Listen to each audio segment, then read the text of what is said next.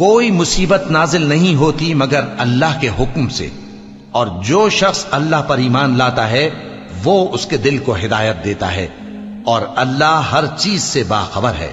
اور اللہ کی اطاعت کرو اور اس کے رسول کی اطاعت کرو، پس اگر تم منہ پھیر لوگے تو ہمارے پیغمبر کے ذمے تو صرف پیغام کا کھول کھول کر پہنچا دینا ہے۔ اللہ جو معبود برحق ہے، اس کے سوا کوئی عبادت کے لائق نہیں، تو مومنوں کو چاہیے کہ اللہ ہی پر بھروسہ رکھیں۔ مومنوں، تمہاری بیویوں اور اولاد میں سے بعض تمہارے دشمن بھی ہیں، سو ان سے بچتے رہو، اور اگر معاف کر دو اور درگزر کرو اور بخش دو تو اللہ بھی بخشنے والا ہے، مہربان ہے۔ تمہارا مال اور تمہاری اولاد تو آزمائش ہے، اور اللہ کے ہاں بڑا اجر ہے، سو جہاں تک ہو سکے اللہ سے ڈرو اور اس کے احکام کو سنو اور اس کے فرمانبردار رہو اور اس کی راہ میں خرچ کرو، یہ تمہارے حق میں بہتر ہے۔ اور جو شخص طبیعت کے بخل سے بچایا گیا تو ایسے ہی لوگ راہ پانے والے ہیں۔